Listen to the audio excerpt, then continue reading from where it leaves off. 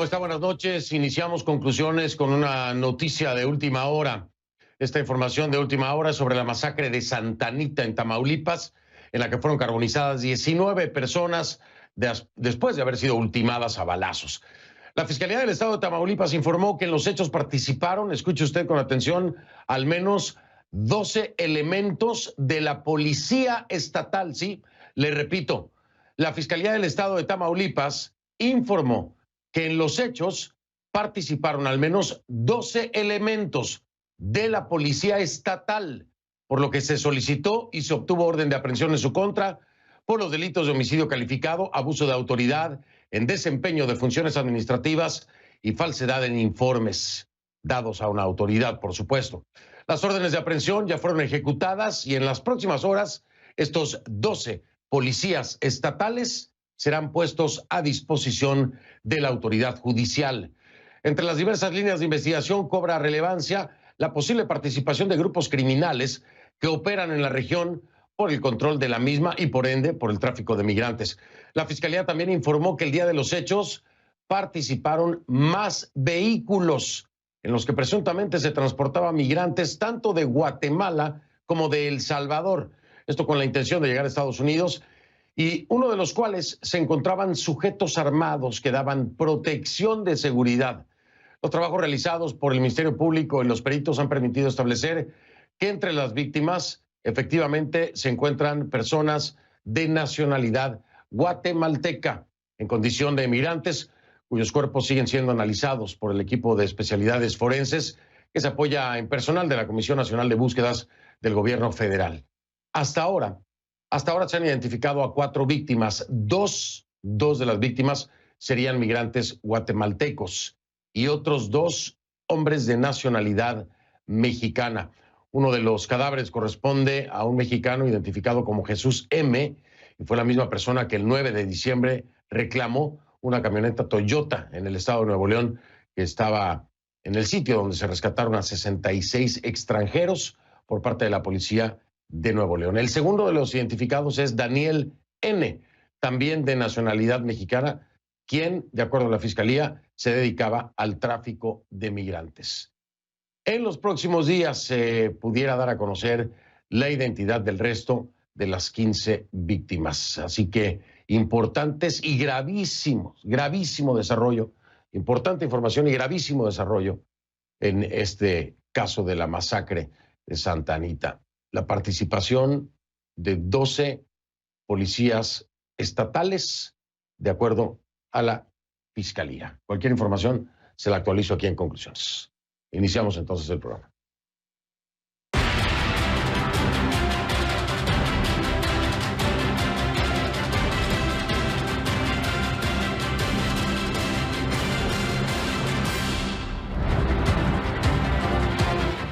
Y para eso le pido que a partir de ese momento me acompañe utilizando la etiqueta numeral Concluyacu. Numeral Concluyacu es el nombre de mi invitado de esta noche. Sí, otro de los candidatos a la presidencia del Ecuador, quien estaría, de acuerdo a las encuestas, que le repito, no son muy confiables, depende quién la pague, no, estaría en tercer lugar, por decirlo así. Sería el tercero de los punteros. Entonces la etiqueta es Concluyacu. En sus comentarios, por favor, a mi cuenta en Twitter, @soyfdelrincón, @soyfdelrincón, es la cuenta en Twitter con la etiqueta Concluyacu. Faltan 5 días para las elecciones generales en Ecuador. El Consejo Nacional Electoral informó que los comicios contarán con el acompañamiento de 2.540 observadores electorales nacionales, así como unos 260 observadores internacionales que vienen de organismos como la Unión Europea, la Unión Interamericana de Organismos Electorales o la propia OEA, Organización de los Estados Americanos. Justamente la misión de la OEA inició lo que llama la fase de despliegue final este martes.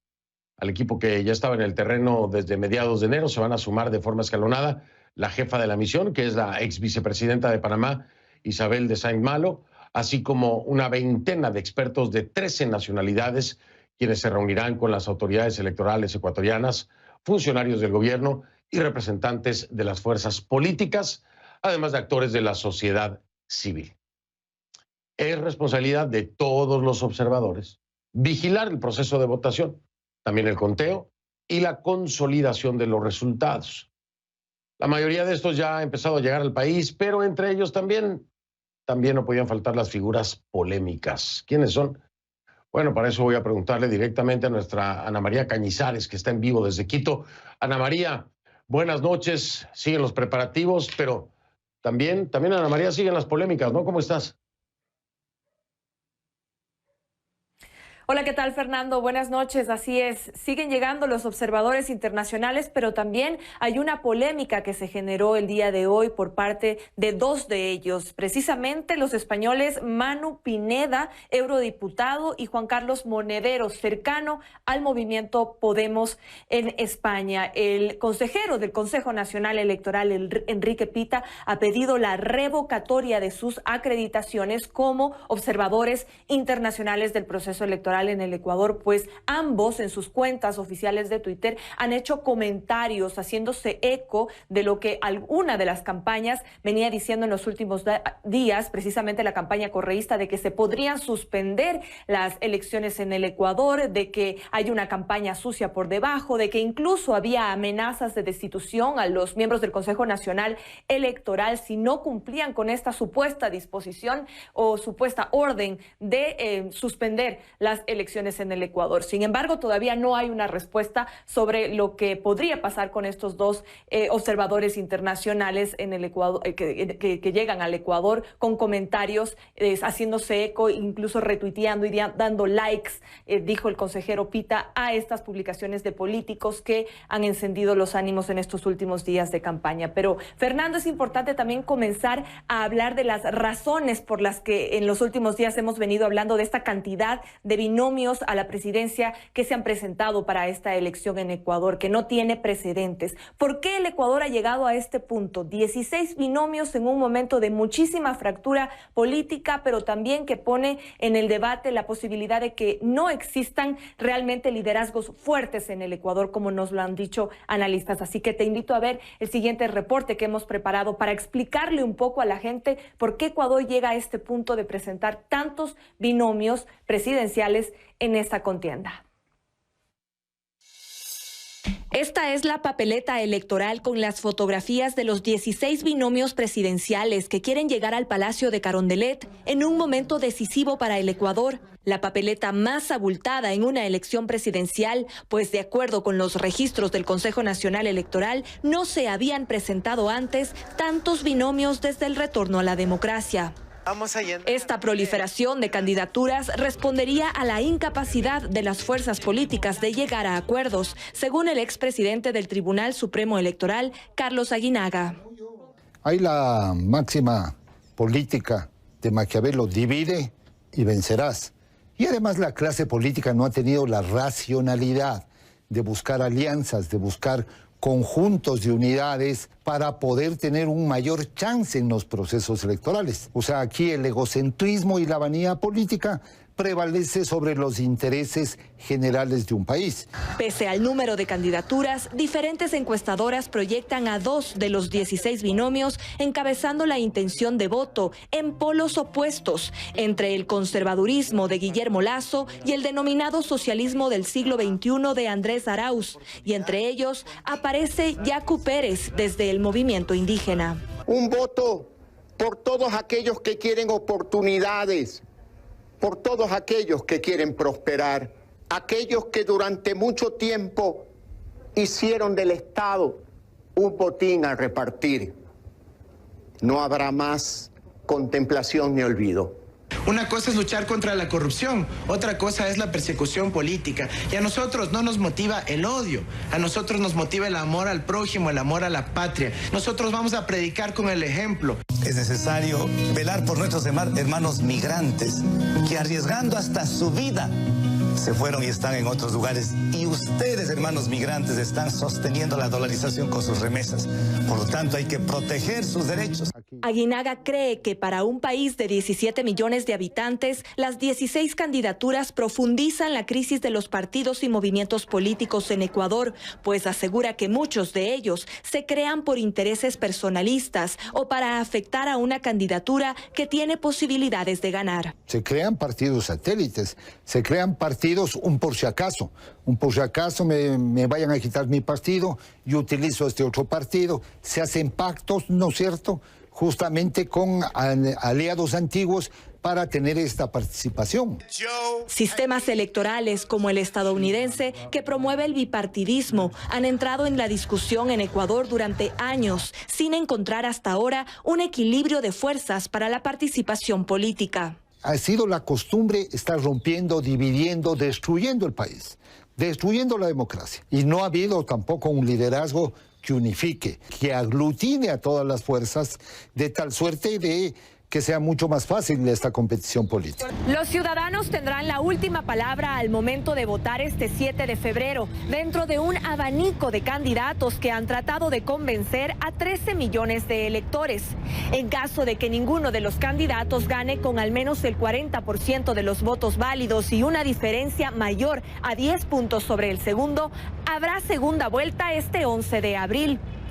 Una elección en medio de una pandemia y en un momento en que los contagios por COVID-19 siguen en ascenso.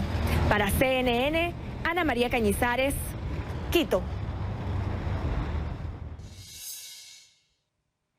Bien, Fernando, esas son las razones que un poco ayudarían a entender por qué el Ecuador está enfrentando esta proliferación de candidaturas que vuelven más difícil el panorama al momento de elegir. Y como decíamos en el reportaje, los ciudadanos tendrán la última palabra este 7 de febrero al momento de elegir por alguna de estas 16 opciones. Los recorridos, las caravanas continúan. Estamos a 48 horas del cierre de la campaña electoral y el inicio este viernes ya de la ley seca, de todas las disposiciones de restricción con respecto a la veda electoral, al silencio electoral que deberá regir en los próximos días. Pasado incluso el día domingo regirá todavía el toque de queda en el Ecuador, Fernando. Y por otra parte también me gustaría decirte que la hora en la que se deberán comunicar los resultados todavía está en discusión. El Consejo Nacional Electoral ha indicado que a las 8 de la noche espera difundir los primeros resultados del conteo rápido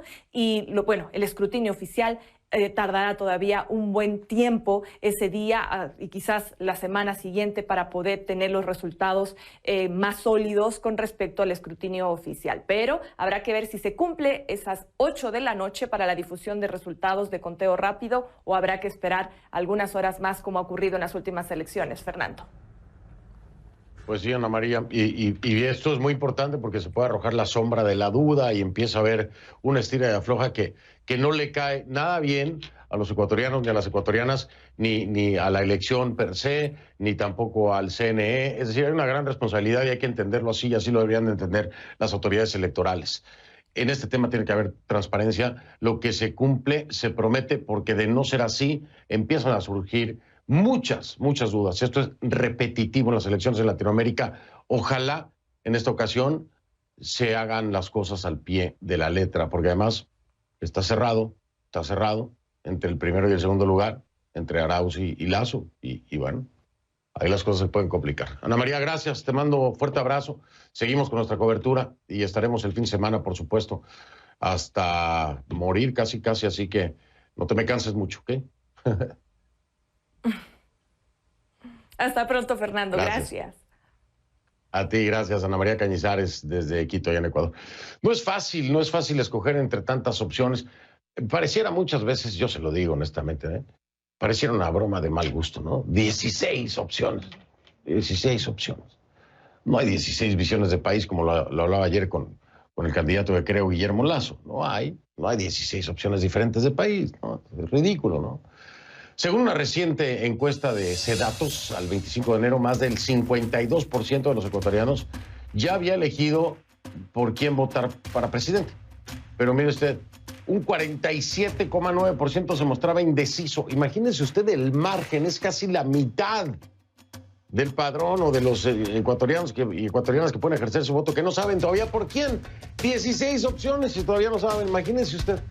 Imagínese el cambio que puede dar el resultado electoral cuando se decidan esos indecisos. La encuesta se celebró en 58 localidades, realizando entrevistas en hogares a 10.500 personas y tiene fecha de cierre 25 de enero. Ahora, en Ecuador gana la elección presidencial, para que lo tenga claro, el binomio que consiga al menos el 40% de los votos válidos, pero con una diferencia mayor de 10 puntos porcentuales sobre el segundo lugar, ¿no? El binomio que se encuentra en segundo lugar. O el que gane el 50 más 1. Pero bueno, los números dicen que prácticamente no será así. De acuerdo con la encuesta de Sedatos, no va a pasar y lo que va a haber es una segunda vuelta. Un 21,9% de los encuestados dijo que votaría por Andrés Arauz, candidato de UNES, que este es el Delfín de Correa.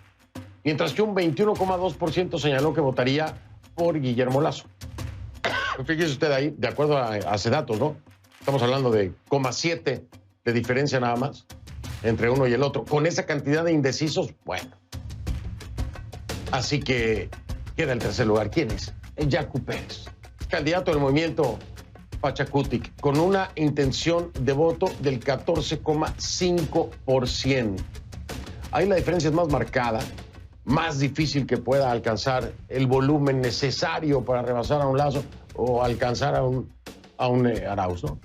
Yacu Pérez es el candidato indígena y ambientalista. Propone la transformación estructural de la situación en el Ecuador, mediante la acción colectiva y el respeto y armonía con la naturaleza. Michael Roa tiene los detalles de su trayectoria. Ponga atención.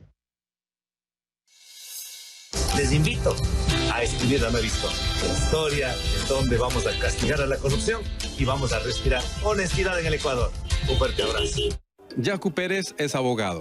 Se presenta como candidato presidencial en Ecuador con el movimiento indígena Unidad Plurinacional Pachacutic. Nació en el seno de una familia indígena cerca de la ciudad de Cuenca, Ecuador.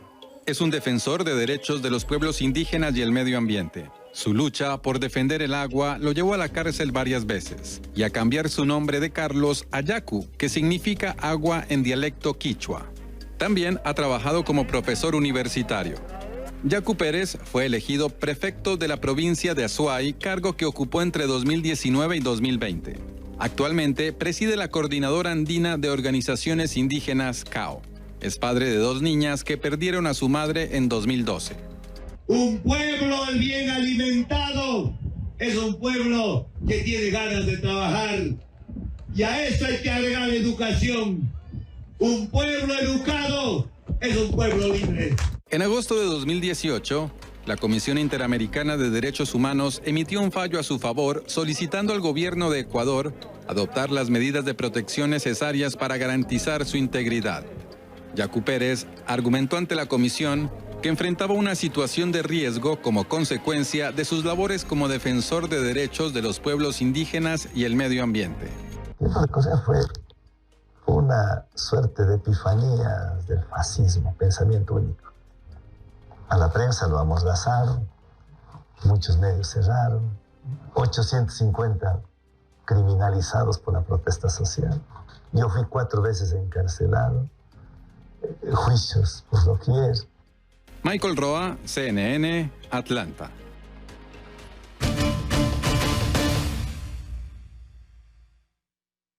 Y así le doy la bienvenida precisamente a Yacu Pérez, candidato por el movimiento Pachacutic. Bienvenido, candidato. Gracias. Buenas noches. Buenas noches. Un gusto saludar a usted y a todos los ecuatorianas y ecuatorianas que se encuentran en este rato conectados con CNN. Gracias y por supuesto toda nuestra audiencia latinoamericana que está con los ojos puestos en el Ecuador por lo que pueda ocurrir durante este próximo fin de semana. Quiero iniciar con un tema que es preocupación global, pero también una preocupación para los ecuatorianos y las ecuatorianas y que además ha dejado un muy mal sabor de boca por imágenes terribles, una cobertura que hicimos extensamente aquí en el programa en Guayaquil. Estoy hablando de la pandemia. Ecuador tiene más de 251,000 casos confirmados de COVID-19 y alrededor de 15,000 muertes. ¿Cuál es su estrategia para la pandemia en caso de llegar a ser el presidente electo? Hay varias pandemias. La pandemia de la corrupción, la pandemia de la violencia contra las mujeres, de ese patriarcalismo violento, y esta pandemia de la COVID-19, que en efecto no es la causante directa de la crisis política, económica, moral que vive el país.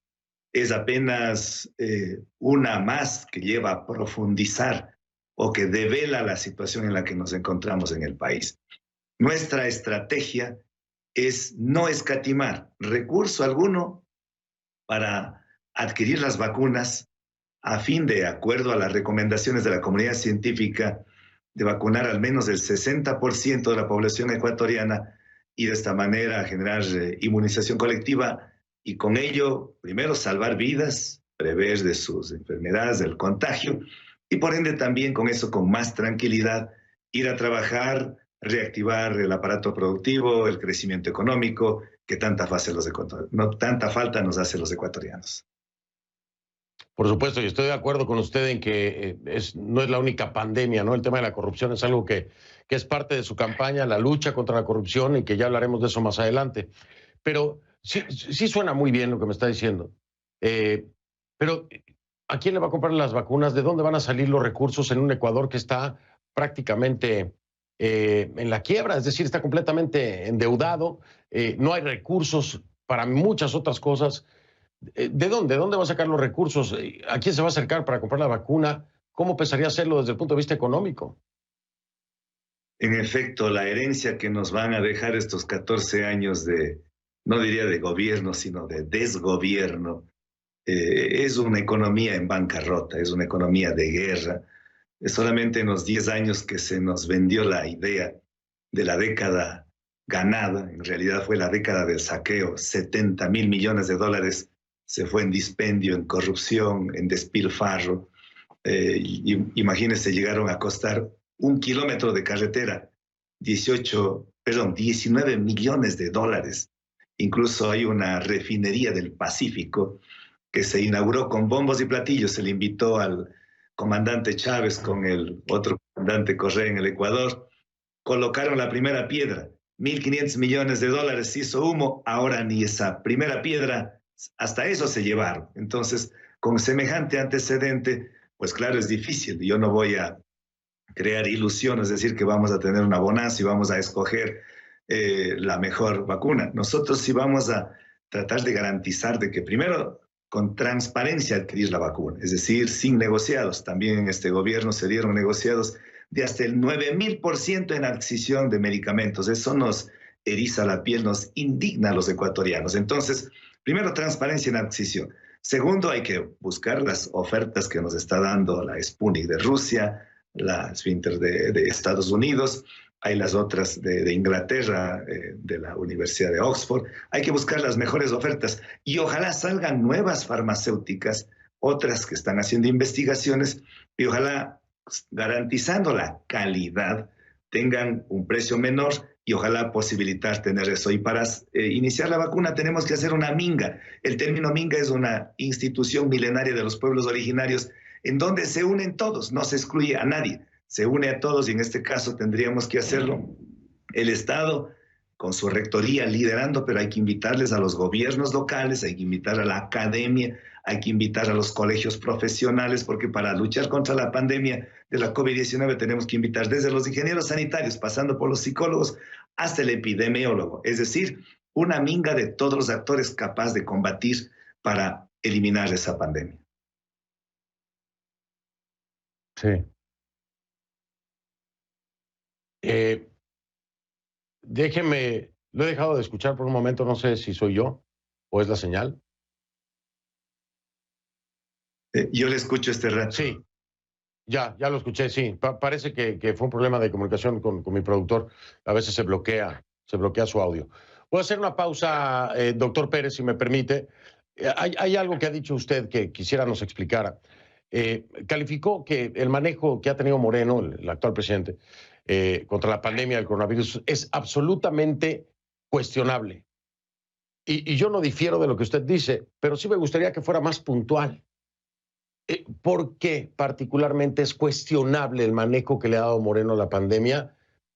¿Y qué hubiera hecho usted diferente? Pero que pudiéramos ser más puntuales para entenderlo en el camino, qué es lo que usted tiene en la mesa sobre pues, lo que ha hecho Moreno con la pandemia. Regreso para escucharlo. Estoy con Yacu Pérez, es el candidato a la presidencia por el movimiento Pachacutic. Ya vengo. De regreso con Yacu Pérez, candidato por el movimiento Pachacutic a la presidencia del Ecuador. Y le preguntaba antes de ir a la pausa, usted ha dicho, doctor Pérez, que el manejo de Lenín Moreno, el manejo de la pandemia por parte de Lenín Moreno, ha sido absolutamente cuestionable. Esa fue la frase que usó, absolutamente cuestionable. ¿Podría ser más específico? ¿Qué es lo que para usted hace absolutamente cuestionable el manejo de la pandemia de Lenín Moreno? Dos hechos fundamentales. Uno, la desidia, la pasmosa indiferencia, la falta de sensibilidad, de indolencia ante una pesadilla que se vivió en Guayaquil, donde médicos incluso fallecieron y se vieron cientos de personas que fueron apagados sus vidas, y eso sí nos molesta, porque esa indolencia es inaceptable, es impresentable. ¿Y qué hubiésemos hecho nosotros? Primero, convocar a todos los epidemiólogos, a los científicos, buscar ayuda, buscar asesoramiento, apoyarse en la academia, en la universidad, conformar un consejo de médicos, de científicos que nos ayuden a resolver. Nadie sabe todo. Uno puede declararse como ignorante en muchos temas, en algunos temas conoce, domina, pero en otros temas no. Pero ahí justamente en esos momentos difíciles hay que buscarse el apoyo, y no solamente de médicos, de epidemiólogos, de la comunidad científica ecuatoriana, sino también de la comunidad científica internacional, porque está en juego la salud, está en juego la vida mismo, y sabiendo que ahí en Guayaquil estaba ya una situación que se bordeaba todos los hospitales, las UCIs, no había más cabida, pues había que actuar de manera inmediata, ya que no se actuó de manera preventiva. Ahí también, claro, no solamente es la culpa del gobierno nacional, también es la responsabilidad del gobierno local de Guayaquil, que en vez de recibir, los aviones estaban ahí colocándose en la pista de aterrizaje para evitar que lleguen ahí. O sea, son situaciones completamente tirados del cabello, porque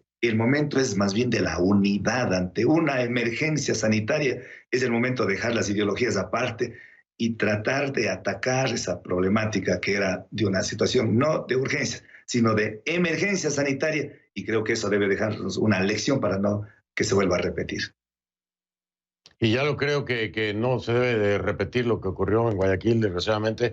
Hoy hay quienes proyectan que Guayaquil podría estar entrando en una segunda ola de contagios en términos de pandemia. Ojalá que no sea así y que se haya aprendido la experiencia anterior. Usted es un férreo crítico, un crítico férreo del gobierno, por supuesto, de Rafael Correa, pero también de Lenín Moreno. Hay un tema importantísimo que es el tema económico. Yo hablé con el presidente Moreno en Nueva York la última vez que me dio entrevista, ¿no? Porque durante todo el tema de la pandemia y el manejo de Guayaquil, ahí nunca quiso hablar más conmigo, y creo que no lo hará nunca más. Pero en el ámbito económico, él ya me anunciaba el préstamo que se estaba solicitando al Fondo Monetario Internacional. Y con respecto a eso, usted ha dicho que le parece que a Moreno no le importa el futuro. Dice, ya que esa relación con el multilateral podría dejar hipotecado al país. Y además agregó, fue más fuerte, dijo, que someternos al FMI es como intentar apagar el fuego con gasolina. Entonces yo le digo, oiga, doctor, el país ya está hipotecado porque ya se dio el préstamo del Fondo Monetario Internacional. Además, ya hay un compromiso con el Fondo Monetario Internacional, ya hay una deuda con el Fondo Monetario Internacional, además de implementaciones que no se han cumplido. De ser electo presidente, eso le va a tocar a usted. ¿Qué haría entonces al respecto si su perspectiva es pues catastrófica con el tema del Fondo Monetario Internacional, pero ya está ahí? ¿Qué haría? Bueno, y no solamente el presidente Moreno nos deja hipotecado el país, nos dejó ya el expresidente Correa, y fue más grave aún, con las preventas petroleras a China y Tailandia, ventas que se hicieron anticipadamente hasta el 2024, 2025, incluso en algunos casos 2026, con el agravante que de acuerdo a las investigaciones se sabe que por cada barril de petróleo se nos llevan entre 3 y 4 dólares los intermediarios. Entonces, claro, es urgente revisar los contratos petroleros, los contratos de minería, los contratos de telefonía celular.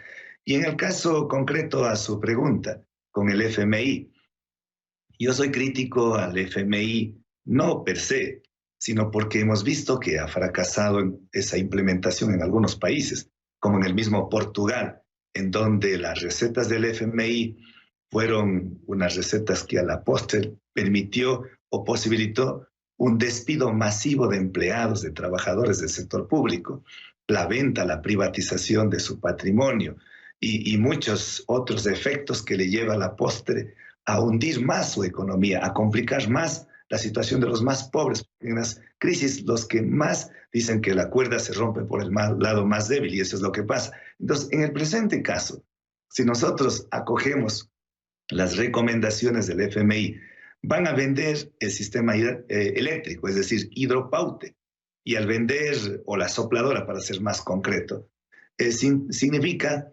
que una empresa extranjera va a invertir para ganar, es obvio, es entendible, pero ni siquiera van a comprar ecuatorianos, sino van a comprar empresas extranjeras, y vamos a poner en riesgo incluso la dolarización, porque esos dineros fruto de las utilidades de las ganancias no va a quedarse en el Ecuador.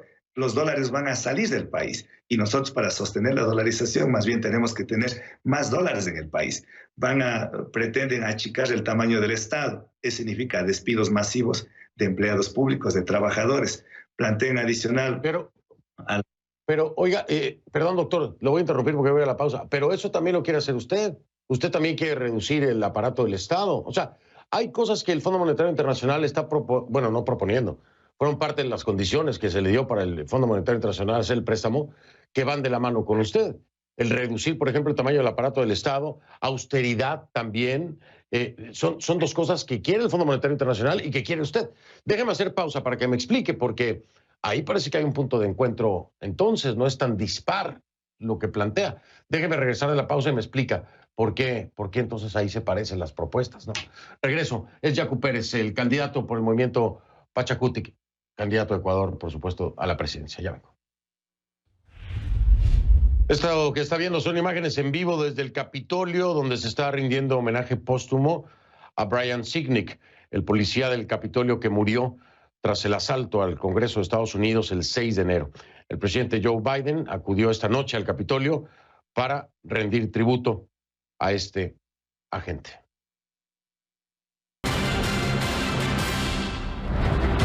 Continúo con mi invitado, Yacu Pérez, candidato por el movimiento Pachacutic, allá en el Ecuador, candidato a la presidencia, por supuesto. Estábamos hablando del tema del Fondo Monetario Internacional, doctor, y me decía usted ciertas cosas que también son de su interés, como por ejemplo la reducción del aparato del Estado, es algo de lo que proponía el Fondo Monetario Internacional para poder dar este préstamo que ya se dio, y austeridad, y son dos cosas que usted también maneja dentro de su propuesta. ¿Cómo poder estar tan confrontado con el tema del Fondo Monetario Internacional, pero tener este punto en común? Si hay temas en común, no hay problemas, si coinciden. Nuestra propuesta es reducir el número de asambleístas de 137 a la mitad. Nuestra propuesta es eliminar el Consejo de Participación Ciudadana y Control Social, entre otras instituciones que no contribuyen mayormente al Estado ecuatoriano. Y la austeridad, claro, una austeridad manejando con honestidad los dineros sagrados de los ecuatorianos. Yo tengo un ejemplo en la prefectura de La Suay. Ahorramos 1/3 del presupuesto de la provincia de La Suay, mientras otros se feriaron 70.000 millones de dólares, mientras otros estaban repartiendo los hospitales, tenían adquisición de medicamentos con el 9.000%. Nosotros ahorrando esos recursos, con austeridad manejando y sobre todo con honestidad. Cuando la plata no se la roba, si hay dinero que lo alcance. Entonces, creo que sí hay posibilidades. Y con el FMI hay que buscarle una propuesta de una reestructuración integral de la deuda. Es decir, nosotros no es que no queremos pagar, sino nosotros queremos pagar, pero cuando nos recuperemos de la pandemia, cuando estemos en una mejor situación, hay que pagar, hay que honrar las deudas legítimas, pero frente a eso hay que hacer una reestructuración integral, ampliando los plazos para pagar. Qué bueno, qué bueno que lo aclaró, porque en algún momento, y se lo iba a preguntar, me está hablando de que van a incumplir con el Fondo Monetario Internacional, pero no, ya lo ha dejado muy claro. Voy rápido porque tengo prisa por el tiempo de televisión, que es terrible. Entonces voy a brincar temas. Voy rápido con esto. Lo suyo es un movimiento indígena, sí, pero no podemos olvidar que en su momento ese movimiento indígena apoyó a Correa. Y hay una facción del tamaño que usted quiera, que aún apoya la Revolución Ciudadana de este movimiento indígena. Y además a eso le sumamos que es un movimiento de izquierda, ¿no? Hay mucha gente que no quiere el regreso del correísmo. ¿Cómo explica esto? ¿Se desmarca de la izquierda y del correísmo, aunque este movimiento indígena en su momento lo apoyó? ¿No cree que esto genera mucha desconfianza? Quienes apoyaron era una facción importante en su momento, pero frente a la traición de Correa, la inmensa mayoría está con nosotros. Pero yo no soy solamente presidente de la CONAI, no estoy para presidente del movimiento indígena, estoy para presidente de los 18 millones de ecuatorianos.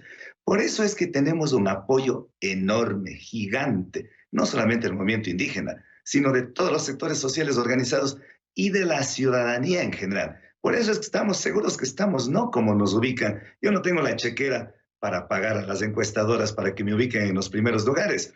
Yo tengo, si ellos tienen los millones de dólares, yo tengo los millones de corazones que nos sintonizamos y que hay un despertar de la población, sobre todo los jóvenes, que son mayoritarios en el Ecuador y que ellos están conectados por la ecología, por salvar el planeta, por cuidar el agua, por cuidar la salud del planeta. Y eso es lo que nos hace que estamos convencidos que llegamos a la segunda vuelta. Los otros están completamente asustados. Incluso ahora hay un ataque enorme, gigantesco en las redes sociales. Por algo ha de ser, no ha de ser gratuito, no ha de ser porque Yacu Pérez esté en tercer lugar. En realidad nosotros no estamos en tercer lugar. De que pasamos a la segunda vuelta y usted va a ser uno de los primeros en invitar a su nuevo programa para analizar en la segunda vuelta. Estoy convencido de eso, porque eso nos dicen las encuestas. Y si así es, por supuesto que me encantaría y qué bueno que nos comprometamos aquí usted y yo para que me acompañe en nueva cuenta. Pero si no es así, si no va a la segunda vuelta, yo quiero recordarle algo que dijo usted en 2017, hablando en ese momento de la competencia que era Lasso, que ahora es su competencia también, y Lenín Moreno. Dijo, es preferible un banquero, refiriéndose a Lasso, que una dictadura que nos ha despojado de nuestros territorios, que nos ha declarado el estado de excepción, que nos ha encerrado en la cárcel. Dio a entender que preferiría apoyar a Guillermo Lasso en lugar de dar su apoyo a Lenín Moreno en ese momento. Si usted no llegara a la segunda vuelta, daría su apoyo a Lenín Moreno, daría su apoyo a Lasso, como en ese momento lo veía, y no a Arauz, o cómo lo haría si no llegara a la segunda vuelta. Usted acertó. Lasso es Lenín Moreno y Arauz es Rafael Correa. Cuando no había una opción, había que decir lo que era preferible un banquero a una dictadura. Pero habiendo ahora una opción real de la honestidad, de la ecología, del respeto a los derechos humanos, del respeto a las libertades, del respeto a los derechos de la naturaleza, esta es la opción, es la única. No queremos volver al pasado del feriado bancario. Pero esa decisión es de los ecuatorianos. Y usted sabe, mejor que nadie, yo también de las encuestas dudo mucho y estoy de acuerdo con usted, depende de quién la compre, es que el resultado va a favorecer, aunque hay unas que son muy respetables. Pero usted está consciente que si no llega a la segunda vuelta, sus seguidores van a marcar la diferencia entre quién gane. Y yo le pregunto, ¿quién le gustaría que ganara si no fuera usted? ¿Arauz o Lasso? Ese escenario no existe. Nosotros vamos a la segunda vuelta. Más bien, muchos sectores del otro lado vendrán porque confiarán en nuestra propuesta, porque es una propuesta nueva, es una propuesta distinta, es la única opción, es la tercera línea, es la línea, reitero, de la honestidad. Porque... Hagamos algo, doctor Pérez, perdón que le interrumpa, me tengo que ir, pero hagamos algo. Comprométase conmigo. Si usted no llegara a la segunda vuelta, ¿se compromete a decirme aquí en el programa, antes que a nadie, a quién va a pedir que apoyen sus seguidores? Veremos si nosotros no llegamos a la segunda vuelta, es casi, eso es un imposible, un escenario, pero extremo. Nosotros estamos en la segunda vuelta. Y no lo digo con un optimismo iluso, pretender engañar a la población, porque me estaría engañándome a mí mismo. Pero las muestras de respaldo ayer en Guayaquil. Nunca antes habíamos tenido tanto respaldo y todos los días. Es incontenible el apoyo que viene de la ciudadanía, no digamos del movimiento indígena, de los trabajadores, de los transportistas, porque ven que es una propuesta sólida, viable y sobre todo honesta.